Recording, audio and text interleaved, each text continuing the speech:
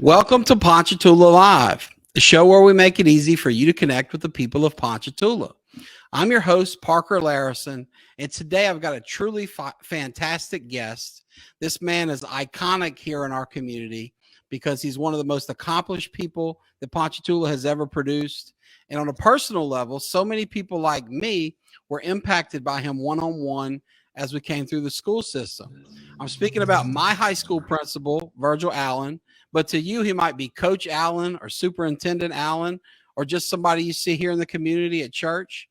So with no further ado, I bring to you Virgil Allen, the retired superintendent of Tangipahoa Parish School System and former principal of Ponchatoula High School, football coach, and much more. Mr. Allen, welcome to the show. Thank you for that introduction. I'm impressed with well, you deserve it. You are one of the few people I know that live up to the hype.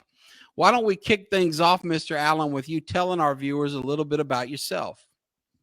First of all, I want to thank you for allowing me to be a part of the discussion in the Ponchatoula history. And of course, I was born and raised in a little small fishing village just south of here, Manchac, Louisiana. My great-grandparents came here as lighthouse keepers in 1857 and stayed at the lighthouse until about 1921. My mother was born at the lighthouse in 1911, and after the 1915 hurricane, in those days they didn't call them by name, they just referred to it as a 1915 hurricane that drowned many people along the Lake Pontchartrain area from Madisonville to Rudock. My grandfather decided to move them to Manchac around 1921. So from there, I grew up and was able to be fortunate enough to come to Ponchatoula High School, where I graduated. My brothers were all doctors. My dad wanted me to be a doctor, so he sent me to the University of New Orleans. And at 2 o'clock in the Sunday morning, I would catch the Falstaff brewery truck on the Manchac Highway and get out at Falstaff Brewing Company in New Orleans and walk to the LaSalle Hotel until the transportation system started running, and then I'd catch the bus out to UNO. And then on Friday evenings, I would hitchhike back to Manchac and repeat that over and over for a couple of years. When I begged my dad to let me come to Southeastern, and then at that particular time became a school teacher. But before I became a school teacher, I was a United States Marshal. Whoa, I didn't know that. Tell us about that. Well, when I was going to school at UNO in New Orleans, I worked part-time as a kind of a page, like, running errands for the federal court system and one thing and another. And actually got on part-time with the United States Marshals, making a little extra money while I was going to college. And when I got out of college, the FBI came to my residence and told me that they had been doing an investigation on me. And what they were doing was running a clearance on me because they were going to hire me in the Marshal Service. And so I worked there for a couple of years. And my wife decided we weren't going to move to New Orleans, so I came and begged Mr. A.J. Bodker for a teaching job. And so I taught chemistry and biology at Ponchatoula High School. And what a great man he was. Mr. A.J. was one of my lifelong heroes. And many people in Ponchatoula, you're correct. I know the two of you had a special relationship. Could you tell us a little about it? Yes, Mr. Bodker was my 7th grade science teacher. And he was my junior high school football coach and had a great influence on me.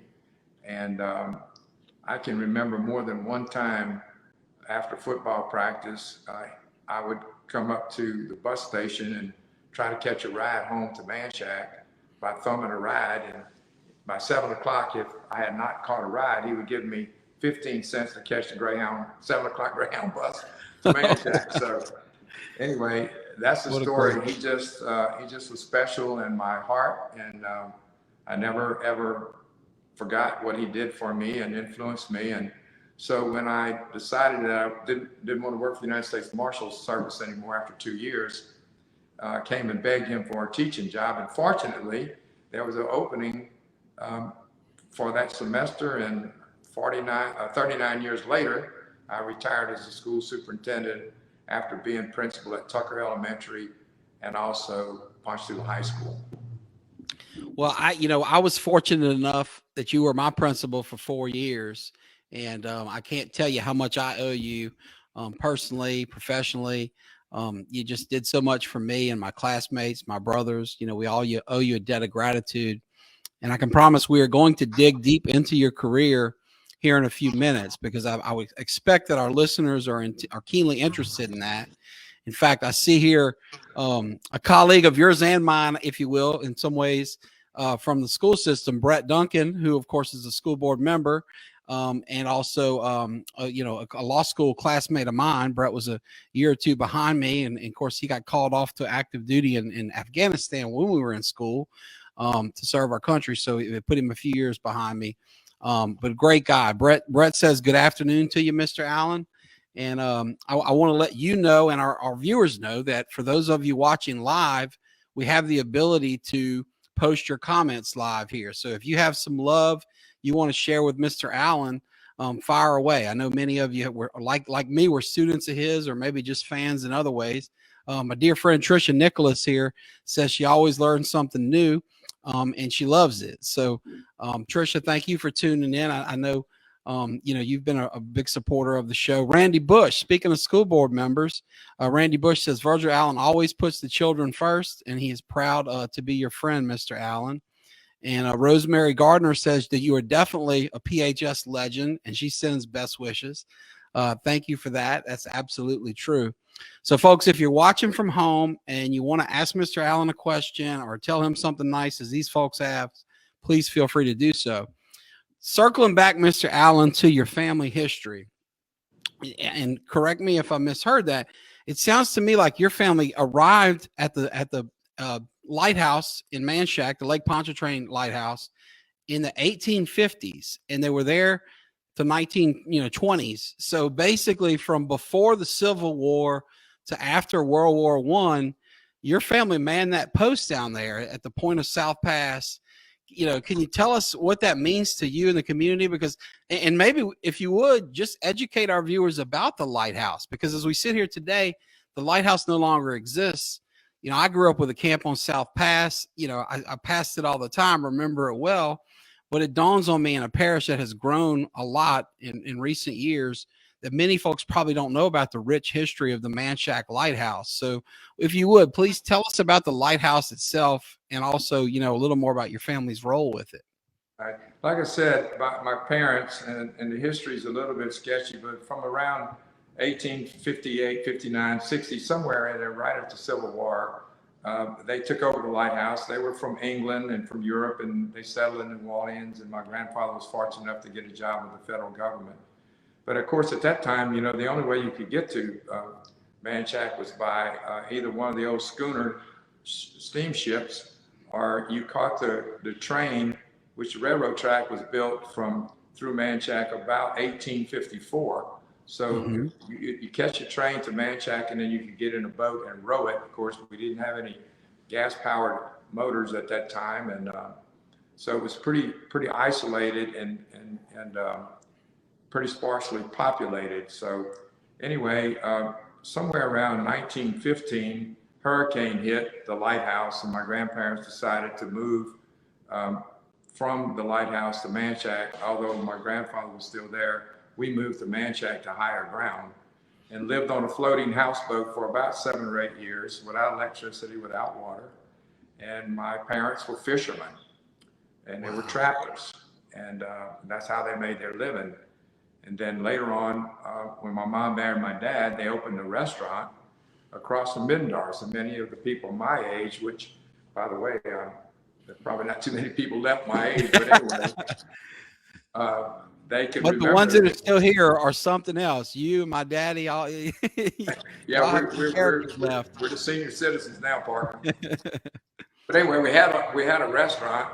It was actually larger than Middendorf's, and when the Highway 55 interstate came through, of course, we were expropriated, and we lost our place. So anyway, Wow. that's basically it. And So, you know, what it says about your family, though, that such hardworking, ambitious folks, because like you say, you grow up essentially out there at the lighthouse and in Manchac, which you said it was a fishing village. It's not even a town. It's not even a city.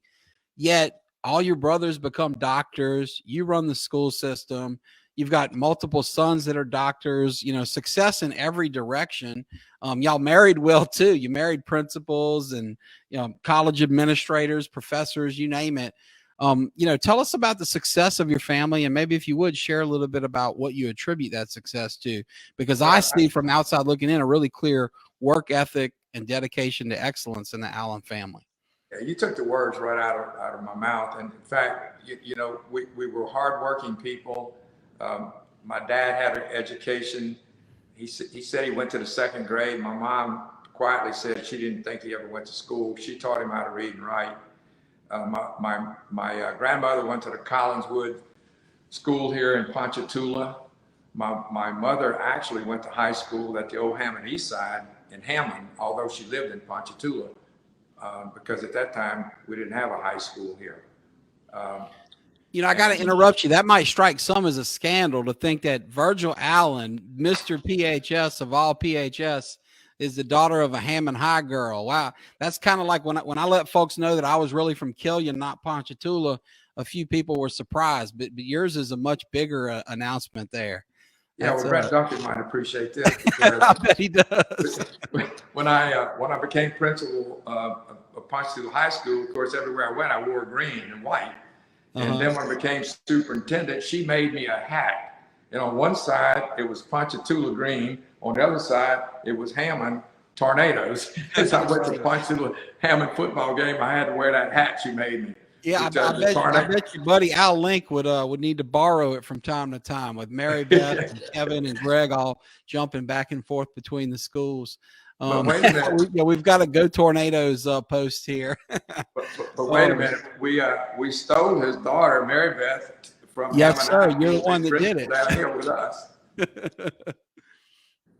Well, we've got another comment here I want to share. Trish Nicholas, who I mentioned earlier, she says that you were her landlord before Ida destroyed the building, and she loves your family. So, Trisha, thank you for sharing that. Yeah, and I got a long history with her husband family too. With Skirley? Tell us about that. Well, my aunt married Skirley's brother, Rodney. And of course, the only people that could speak English in Manchac was my family and a few others. The rest of them were French. And the Nicholas family came from French country. And Rodney, my uncle, Skirley's brother, could not hardly speak English, and in fact, he couldn't speak English enough to go to school. So many of our kids in Manchac were not able to go to school because they could only speak French. But they were hardworking people, and we loved them. We worked so hard together, and we were all family down there. Mm-hmm. Well, tell us about that. It's a small community, and I think, you know, because it doesn't have its own high school or city hall or, you know, all the things that we're accustomed to here, in a bigger place, folks kind of overlook Manchac, maybe just drive by it on the way to New Orleans.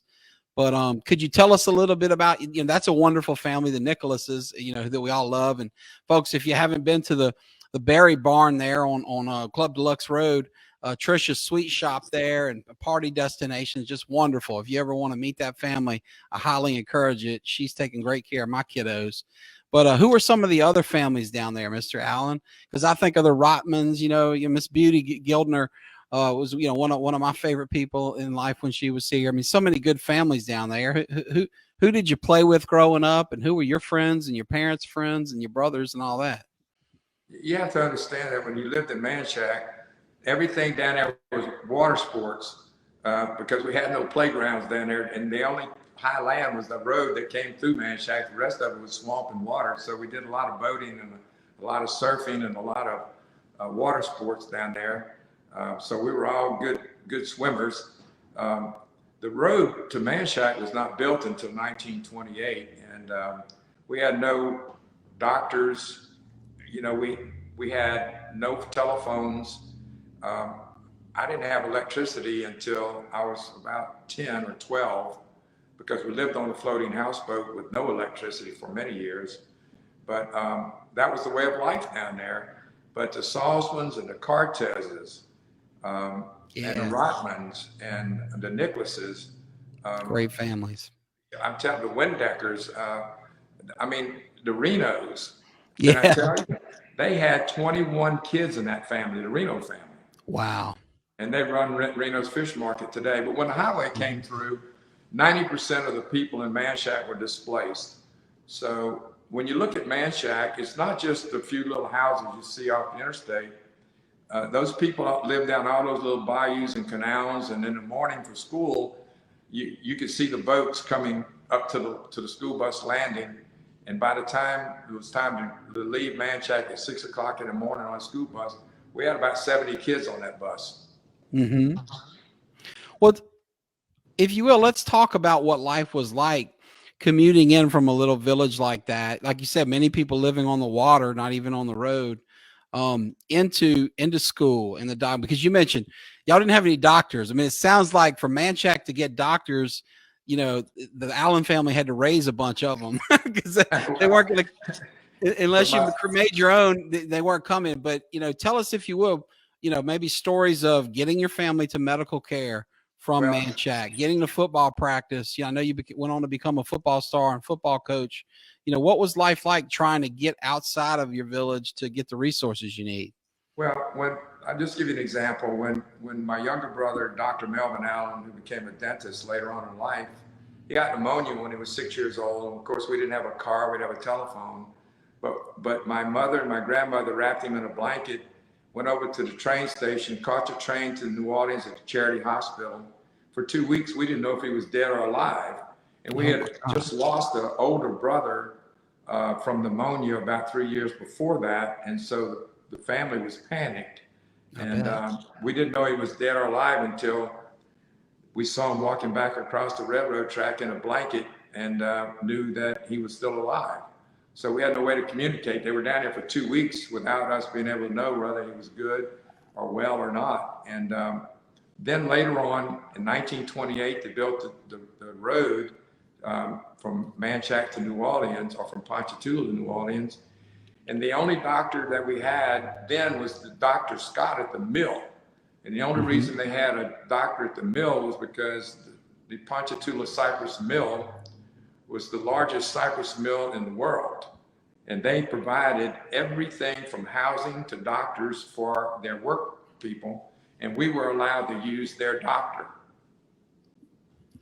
So do you think losing a brother to pneumonia, nearly, it sounds like losing another, do you think that's the inspiration behind so many Allens going into medicine and dentistry, podiatry? I mean, you have so many doctors in so many areas in your family. Do you think that's about that terrible loss y'all suffered, or you know, what do you attribute that specific interest to? I really don't know, because my older brother, like you, he was Mr. PHS at Ponchatoula High School and captain of the football team, and they expected a lot out of him. And he first went to pharmacy school at Loyola, and then from there went on to medical school. But I think the brothers and the nephews and the nieces that we have now, we have about 8 or 10 doctors in the family, but we also have about 8 or 9 nurses and practitioners in the family also. And I think it all had to do with him. I think he was our model.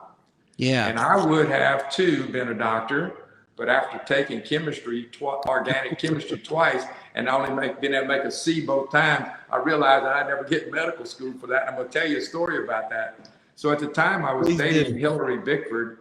Her dad was the principal at Champ Cooper School for 39 years. I quit school at LSU and came back home.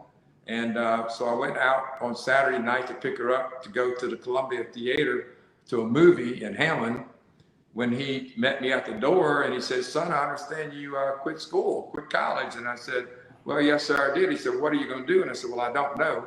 He said, "Well, when you can figure out what you're going to do about going back to school or not, you can come pick her up. But tonight you can go back home." I said, "Wait a minute, Mr. Bickford, let's talk about this just a minute." That's great. He said, "Well, come on in, course, his wife was a school teacher. He was a school teacher. He said to me, he said, well, have you ever thought about being a coach? And I said, yeah, well, where do you apply? He said, you got to go to school and get a teaching certificate. No motivation is better than a pretty girl, huh? So anyway, basically he talked me in. He said, what, didn't you make all-state football and have a scholarship, play football at Southeastern? I said, yes, sir, I did. He said, well, you need to be a teacher coach. So that's how I became a teacher. He talked me into it. That's great. You know, Mr. Allen, I can relate to those chemistry problems because, you know, you and I, we've joked before off camera about how, although I was blessed to be first in my class at LSU in law school, I was not even near first in my class at PHS. I'm always quick to point out that my classmates in high school here in Ponchatoula were far smarter than I. But I'm also quick to point out that doctors like your brothers and sons and nieces and nephews are smarter than me too, because I didn't even make it to organic chemistry.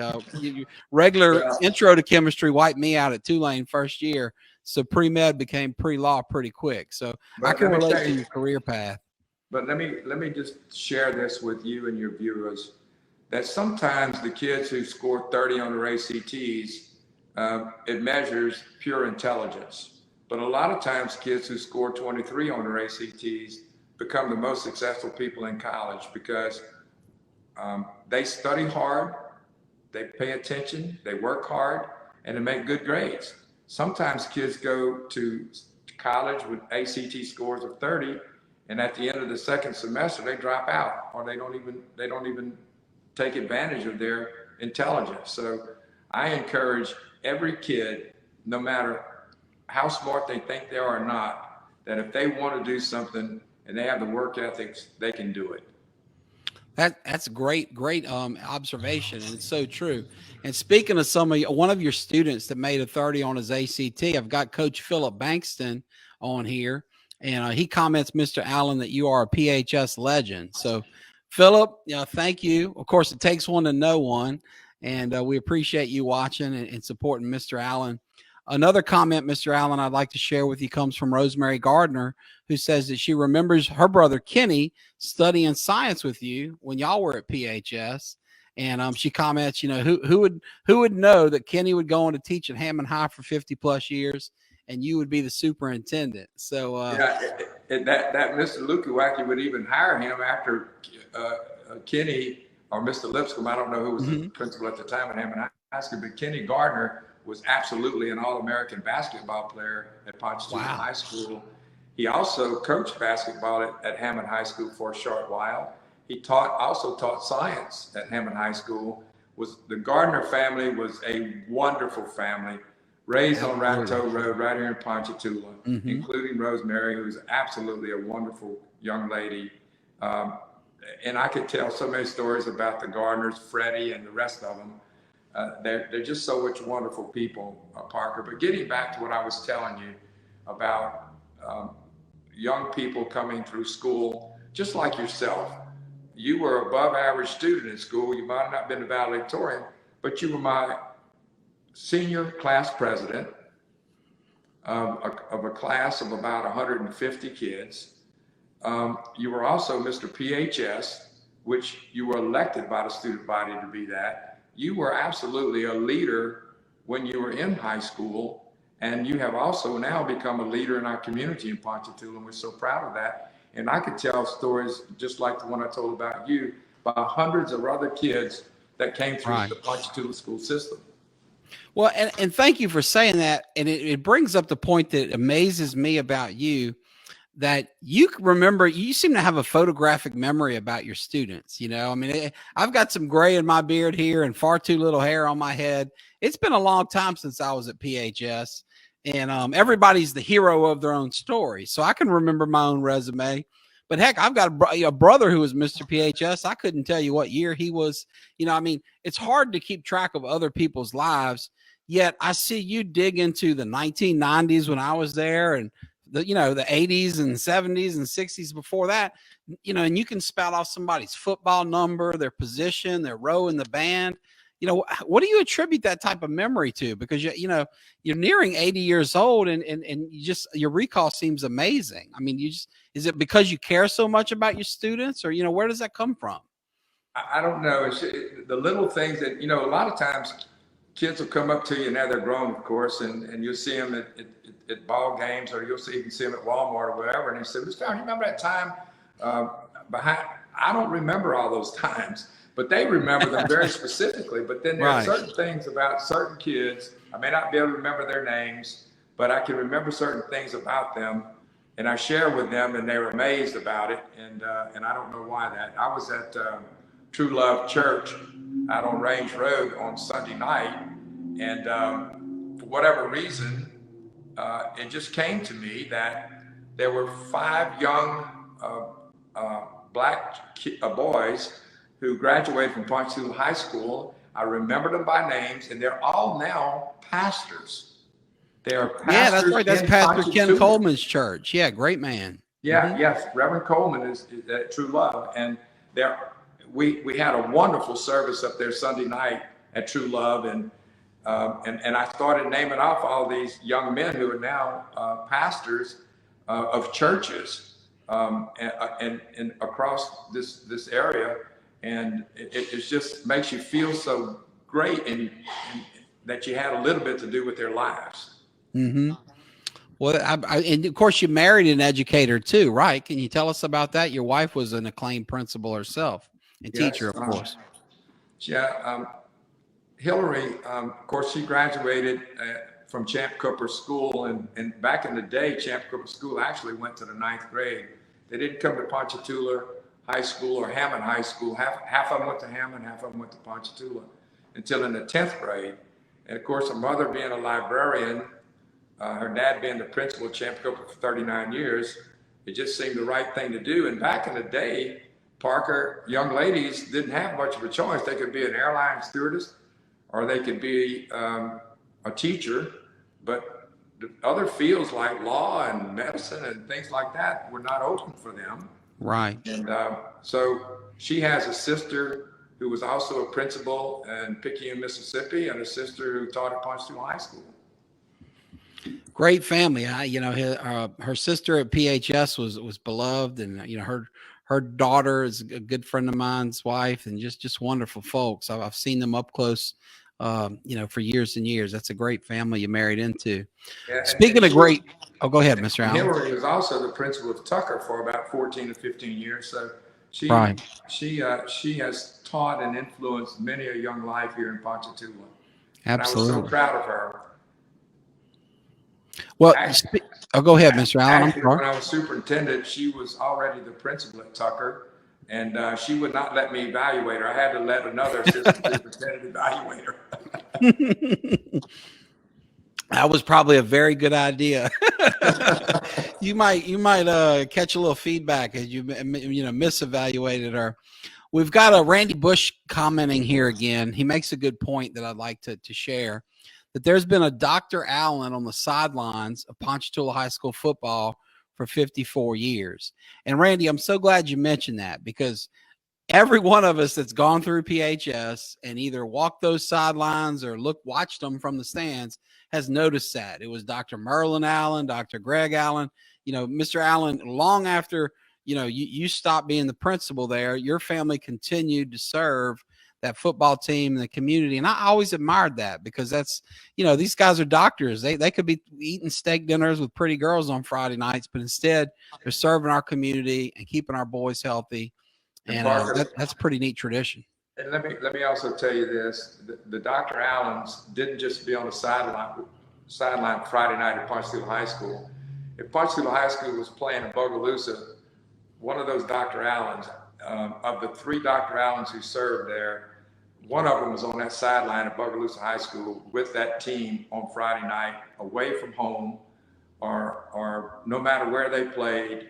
And Bogalusa in particular, because if the wind's blowing the wrong way, that's really taking one for the team with the mill out there. I can say that because long ago my family lived in Bogalusa, but it doesn't smell so sweet out there. I remember that well from our away games. And let me also tell you this, Parker. it's just like Mr. Bush is tuned in tonight.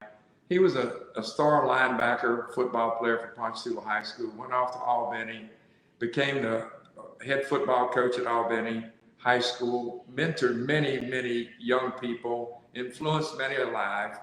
And, it's those kind of stories that you can tell about the young people who came from our schools that came back to Ponchatoula and served a part of our school system. And of course, Mr. Bush ultimately came back and was one of our principals at Vineyard before he finally retired. So, we can talk about kids who graduated from Ponchatoula High School, and we can talk about their successes, but those who come back, those are the ones that really touch us. Because one time I was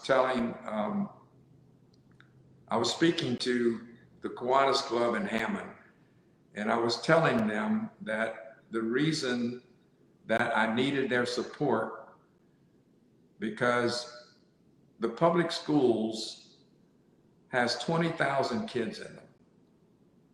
And reading, writing, and arithmetic is important for us to be able to teach children. But one of the more important things that I learned over the years that might be as important as reading, writing, and arithmetic is character, morals, values, respect, discipline, and all the other things that come along with coming through schools. Amen. And I told the Rotary clubs and the Kiwanis clubs and Lions clubs, and I spoke to the Chamber of Commerce's, that the school system is actually the future of your community, because the majority of the kids who graduate from our local public schools never leave, or if they do, it's temporary, they come back. Right. So they're going to influence everybody in your neighborhood, the kids that we teach in public schools. If we don't have discipline and teach them discipline in the schools and help the parents monitor these kids' problems, then they leave us and they become problems in our community. So it's important that we pay attention to our public schools and do what we can to help our kids, our principals, and our teachers. And so if that means anything, and I'll tell you another reason why it struck on. That's a great point. When they built the Walmart distribution center, they invited me out there because they wanted me to tell them what they could do about getting their employees GEDs. Many of their employees didn't have high school diplomas. But the gentleman who was over the Walmart distribution center told me that the most important thing that he looked for in an application is whether or not that young applicant had a high school diploma. And I said, well, why do they need a high school diploma out here at Walmart? What is it that they need that for? He said, because we can teach them everything we need them to do out here. But the high school diploma tells us that the young person got up every day, was disciplined enough to go to school every day, showed up on time every day. While he was there, he followed the rules. While he was there, he learned how to get along with other students. And he went on to tell me all the characteristics of a high school diploma, which was important to them, because that's the thing that the work ethics and things were built around, was all those qualities that a high school diploma tells you about an individual. That's a great point. That's really enlightening, and it's neat to see that coming from such a big employer. I know they hired a lot of your former students to great careers out there, including at least a few classmates of mine. I've got another comment here I want to share with you, Mr. Virgil. Jerry Abear says, hey, and he says that you are one of his favorite people, and he says you're looking good, and I agree. I mean, you mentioned earlier, you're pushing 80. You fit as a fiddle. What do you attribute your success and fitness to? Because you seem to be aging very well. Yeah, when you got a nephew who owns a drugstore and you got all these doctors and nurses, that should be healthy. That's true. You got insider help there.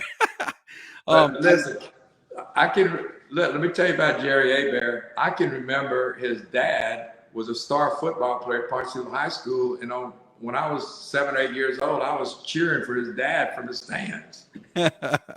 That's great. That's great. Good people. Speaking of good people, one of my fellow classmates, sisters, and schoolmates at PHS and elsewhere, Kim Landry Coates, says that she remembers you standing on the sidelines and the stands of the basketball games wearing your green suit, cheering them on. So that hat your mother made was not your first color coordinated, bit of us. You've always had a good style. And it's neat to see Kim remembering that. Kim, thank you for all the good work that you're doing on the parish council. I know I'm really proud to be your friend. Mr. Allen, if you would, I know that you had a passion for education. You stuck with it so long. You excelled in so many ways. What was it about that particular profession that spoke to you? Because it would imagine, you mentioned earlier, you were essentially recruited by the FBI to go to the marshals. I mean, you're a talented guy. You have all these brothers in medicine. My point, you could do anything in the world, right? I'm sure you had a million opportunities to take an exit ramp. I mean, we see it around here from time to time. A teacher, a principal will go off and get a job that pays 2-3 times as much. What was it that kept you coming back to the hard work of education year after year as a teacher, a coach, a principal, and eventually a superintendent? Yeah, Parker, school teachers have everybody watching this podcast can pick out a teacher or two in their lives that influenced them, that had an impact on their life. And, many of the teachers that had me as a student, like A.J. Bodker and Coach Shield and, Mr. Willard Butler and all of these Legends. These people, I admired them more than anything in the world. And I wanted to be just like them. And I think that more than anything, just the mere fact that without them, I might have quit school. I mean, I had all the reason in the world to quit school. When I got off of football practice, many times I had to walk to Manchac to get home after practice because I had no way to get there. Whoa. They made Manchac, sure, folks, for those doing the math, that's 8 miles away through the mosquitoes. Yikes. Well, you had to walk in the middle of the road because in those days, old Highway 51 was nothing but about 2 inches above the marsh. You had to watch those cottonmouth snakes. You had to walk in the middle down a white stripe.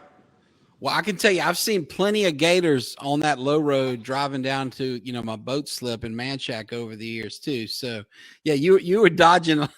Mosquitoes weren't the only thing out for blood down there between the snakes and the gators. Wow. But walking home many days. That's something that's compelling. But yeah, go ahead. Please go back to that. Any one of these people listening to this today can tell you that maybe their life went the way it went because of some teacher, some preacher, someone in their life had an influence on them.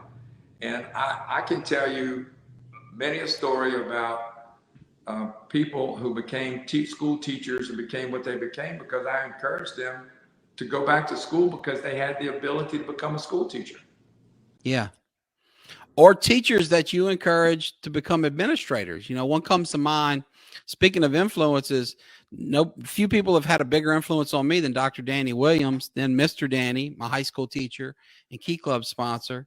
And I happen to know that you helped recruit him to teach in Ponchatoula and go on to become a principal. And eventually he worked, at the central office. And that's just one of many, many examples of folks that you inspired. So your point is dead on. Well, absolutely. And, we just buried an icon in Ponchatoula just last week with Miss Ella Badon, who was over at Parish for many, many years, who influenced many a young Black student to become school teachers. So, and I can point them all out to you all across, my whole career about school teachers and their influence on kids. And that's why, when you become a school teacher, everybody's eyes are on you. The kids are on you. And if you do things that you tell them not to do, they're watching you. Right. Exactly. I think you'll find this neat. These are two comments coming at you from classmates of mine. You were just telling us about your experience with the Walmart distribution center and about how that administrator detailed all these great things that come with high school diplomas.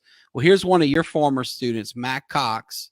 You were his principal at both Tucker and PHS, and he's been at Walmart distribution center for 28 years.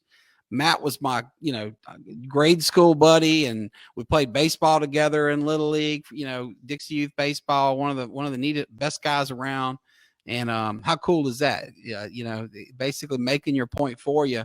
But he's not alone. My other classmate, Aisha Gibbs, from speaking of families of educators, the first family of Ponchatoula bus drivers, if you will, the Graves family.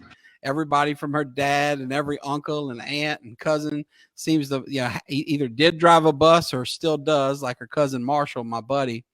But she says, "Hi, Mr. Allen. You are her favorite principal, and she thanks you for the support throughout her high school years.